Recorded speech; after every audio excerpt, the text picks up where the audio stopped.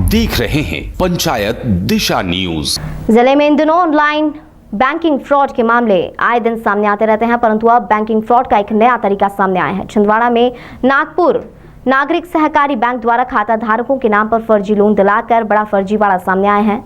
नगर निगम के कर्मचारियों के साथ बैंक द्वारा करोड़ों रुपए का फर्जी कर्ज दिखाकर गोलमाल किया गया है। बैंक ने देवेंद्र कंढेरे पर करीब 1,89,00,000 रुपए का कर्ज और गारंटी देना होना बताया जा रहा है, जिसमें से करीब 1,17,00,000 रुपए उसके देना अभी बाकी है। बैंक के रिकॉर्ड के मुताबिक उसे कुल 31 लोन लिए हैं। इसके अलावा भी निगम के ही 2 अन्य कर्मचारियों के नाम पर भी लाखों रुपए के लोन दर्शाए जा रहे हैं, जो उन्होंने लिए ही नहीं। ग्राहकों को इसकी कोई जानकारी नहीं है और ना ही उनके खातों में पैसे आए हैं। पीड़ितों से लोन के पेपर में दस्तखत नहीं करवाए गए हैं। इस मामले की शिकायत पीड़ितों ने पुलिस और प्रशासन से की है। छिंदवाड़ा नगर निगम के कर्मचारी देवेंद्र कंढेरे ने बताया कि उनका वेतन नागपुर नागरिक सहकारी बैंक में आता था। वहां से उन्होंने 5 बार लोन लिया और उन्हें समय पर चुकाया भी। 6वां लोन उनका बाकी है, लेकिन बैंक में एटीएम और दूसरी ऑनलाइन सुविधा नहीं होने की वजह से उन्होंने अपना एक अकाउंट भारतीय स्टेट बैंक में ट्रांसफ़र करवा लिया। जब भारतीय स्टेट बैंक के द्वारा उनका स्लिप चेक दिया गया तो उसमें उनके ऊपर 1,17,32,710 रुपए का कर्ज दिखाया गया है। खास बात यह है कि करीब 18,000 रुपए महीने का वेतन पाने वाले सुपरवाइजर को करोड़ों रुपए का लोन फर्जी तरीके से दे कैसे दिया गया। बैंक अधिकारी इस संबंध में कुछ कहने को तैयार नहीं है। उनका कहना है कि हमारा मुख्यालय नागपुर में है, जो भी कार्रवाई होगी नागपुर से होगी, इसलिए नागपुर में जाकर इसकी शिकायत करना होगी। यह फर्जीवाड़ा इस ब्रांच में कैसे हो गया, इस बारे में कोई जवाब नहीं दे रहे हैं। छिंदवाड़ा एसपी विवेक अग्रवाल ने कहा कि शिकायत आई है और इस मामले की जाँच कराएंगे, दोषी के खिलाफ कार्रवाई की जाएगी।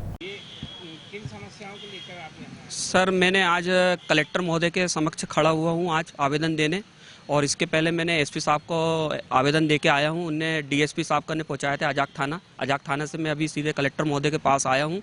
मेरे साथ धोखाधड़ी खिलवाड़ किया गया है। मैं नगर निगम में सुपरवाइज़र के पद पर कार्यरत हूँ।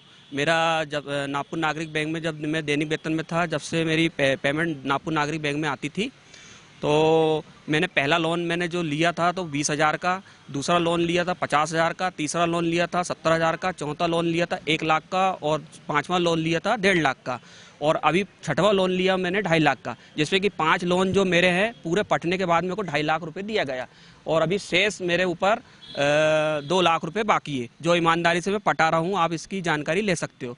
मैंने नागपुर नागरिक बैंक में ना पेटीएम की सुविधा है, ना फ़ोन पे चलता है, ना हमको एटीएम देते हैं, ना कुछ, और ब्याज दर ज़्यादा है। तो इसके उस पर मैंने एसबीआई में अपना खाता ट्रांसफ़र कराया। मेरी सैलरी एसबीआई में आती है, तो एसबीआई में मैंने 4.5 लाख रुपए का मेरा लोन पास हुआ। लोन पास होने के बाद में जब मैं साइन करने गया तो मैडम ने मेरा सिविल निकाली। सिविल में मेरा 41 लोन दर्शाया जा रहा है, और मेरे ऊपर 1,17,32,710 रुपये का लोन बताया जा रहा है। मेरे ऊपर car loan, home loan, personal loan, business loan और 2 व्हीलर लोन, ऑटो लोन, और ये फर्जी लोन मेरे ऊपर डाल दिया गया और बगैर मेरे को जानकारी मेरे को गारंटर बनाया गया है। इसकी मैं शिकायत करने आज कलेक्टर महोदय के समक्ष आया हूँ, एसपी साहब को अवगत करवा के आया हूँ। और सर, मेरा मानसिक संतुलन इतना ज़्यादा ख़राब हो गया, 2 महीने से चल रहा है। मैंने इसकी आवेदन नागपुर नागरिक बैंक प्रबंधक को भी दिया हूँ, लेकिन उस पर अभी तक कि उन्होंने कोई कार्रवाई नहीं करे। मैंने आवेदन निवेदन सब कर लिया, 3 बार चले गया, लेकिन मेरा सिविल के साथ इनने छेड़छाड़ करे। मेरा सिविल 408 पे लाके इनने कर दिए है, मेरे को पूरा डिफाल्टर घोषित कर दिए इनने। कहाँ शिकायत की आपने, क्या कह रहे हैं? सर, मैंने एसपी साहब को इसकी शिकायत करा हूँ अजाक थाने में। उनने एसपी साहब ने मुझे अजाक थाने में पहुंचाए थे। अजाक थाने से अब भी आ रहा हूं मैं, और आज कलेक्टर महोदय के समक्ष खड़ा हूं। क्या लगता है ये कहां से फर्जीवाड़ा हुआ होगा? आपके कागजात कहां से गए होंगे जिसमें 41 लोन? सर, ये नागपुर नागरिक ही बैंक बताएगा, क्योंकि नागपुर नागरिक से ही हम कागज पत्ते देते थे। और मामला हुआ है, मेरा नागपुर नागरिक बैंक में खाता है ऑफिस से, हमारी तनख्वाह नगर निगम की तनख्वाह यहाँ पर आती है, और मेरा यहाँ से पर्सनल लोन करवाया था मैंने 2.5 लाख रुपए का। उसके बावजूद भी यहाँ पर मुझ पर 4-5 लोन अलग से दिख रहे हैं, कुछ 7 लाख का, कोई 3.5 लाख का, कोई 3,40,000, 80,000 का, इस टाइप के लोन हो गए मेरे ऊपर। और मेरा सिविल में भी बहुत दिक्कत जा रही है, मैं दूसरी जगह से लोन नहीं ले पा रहा हूँ।